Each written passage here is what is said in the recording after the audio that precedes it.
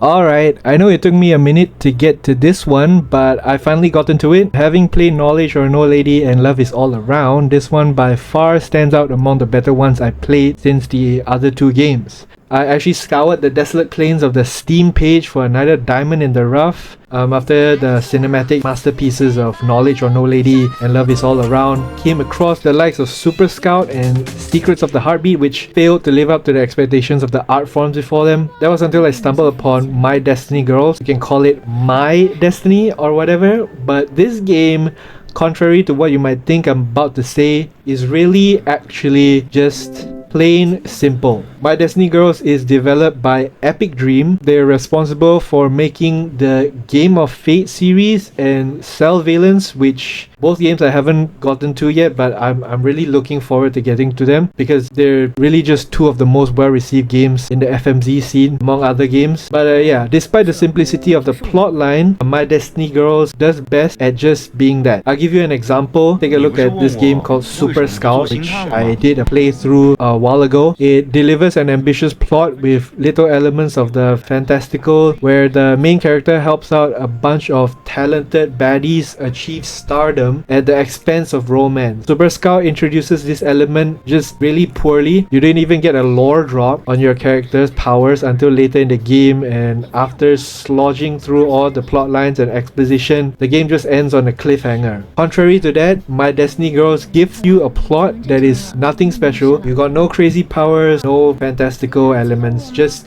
simple and linear storytelling. And you know what, honestly, that just might be enough. Not to say that it's boring. The developers actually hone in specifically on your interactions with the Huz, which, you know, at the core, it's what's fundamental. And speaking about the Huz, they actually have a solid cast here, most notably Regina Leigh. For those who are unfamiliar with her, she's actually quite a reputable actress and is well known for playing the primary role in the gruesome zombie thriller The Sadness. But in My Destiny Girls, she takes on the role of your roommate, gamer girl Hui Si-han. There's another actress, Fang Jin, who plays another popular figure, and she starred in various Chinese FMVs. She plays as your high school love from Days Gone, Zhuang Shiying. And last but not least, Wang Jia-yin, who is reputable actress starring in various films and TV dramas, as well as multiple FMV dating games. She plays Lu Xiaoyue, a part-time worker at an escape room who you help out after an altercation. Regardless of the star-studded cast, My Destiny Girls has a down-to-earth and relatable story that takes the player on a journey from start to end. Every character gets their fair share of screen time to shine individually. I think it's worth noting that having the plot take a backseat role allows the cast to really flex their talents here. You get to see a lot more sides to the Huz that you don't usually get in most other dating games. Take Si-han for example. At the start, you're introduced to her as being your caring, sweet roommate who really loves gaming, and eventually as the story progresses, you uncover more of her nonchalant, gang baby side. And then there's Xiaoyue, who starts off as an overly ambitious part-time worker at an escape room, only to turn out to be a rich daughter with the hopes of becoming a dance trainer and opening her own dance studio. Personally, I think the most heartwarming and wholesome character is Shi Ying. After having played Love is All Around, you know, that message conveyed from the game still resonates deep down, and I'm pretty sure it resonates well for most players as well. You know, that feeling of lost love, the one that got away, soulmates in another reality, in another time. Shi-ying is your high school crush who returns as your boss at the company which you eventually work at. At the root of it, the Shi-ying route tells the tale of a second chance. But Shi-ying's story is not the only route that resonates strongly with players. There's Shauna, who's another character that offers this nostalgic childhood sweetheart story which audiences would be pretty familiar with. And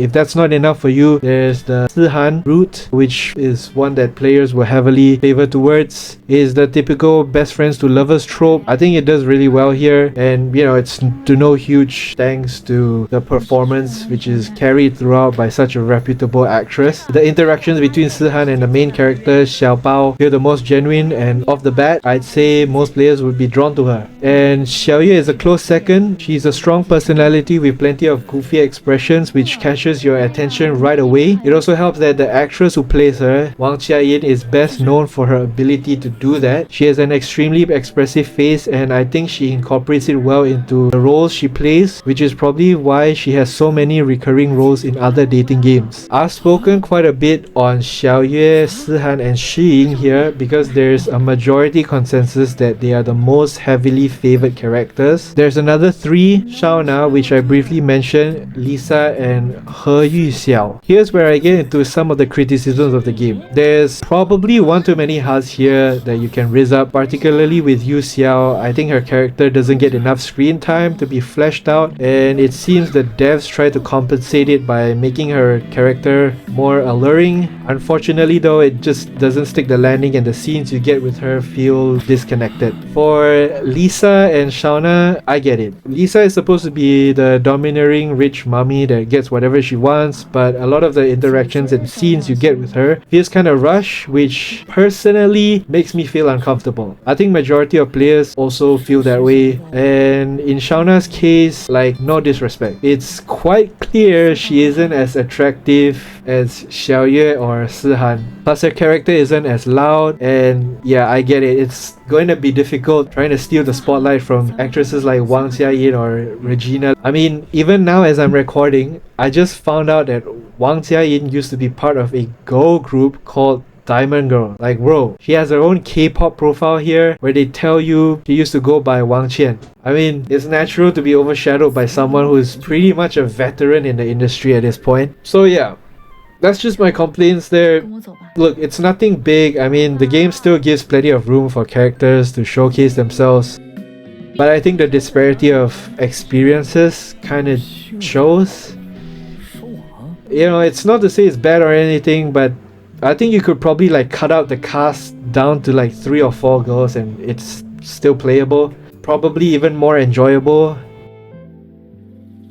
So to sum up the review, I think My Destiny Girls does well not to overly saturate its plot. The simplicity of the theme keeps it light, fun and easy to play through. It's particularly refreshing, having played Knowledge or No Lady, which runs you through some goofy and humorous circumstances, or Love Is All Around, that at times, you know, it just feels too serious. My Destiny Girls takes the story of unrequited love, which something everyone is familiar with, and it just runs with it. The title itself speaks much for the game. There's a destiny to uncover with any one of these girls. Will you seize the opportunity at the right moment or let it all slip away? So I've said a lot about the game, but where does My Destiny Girl rank among the others on the dating game tier list?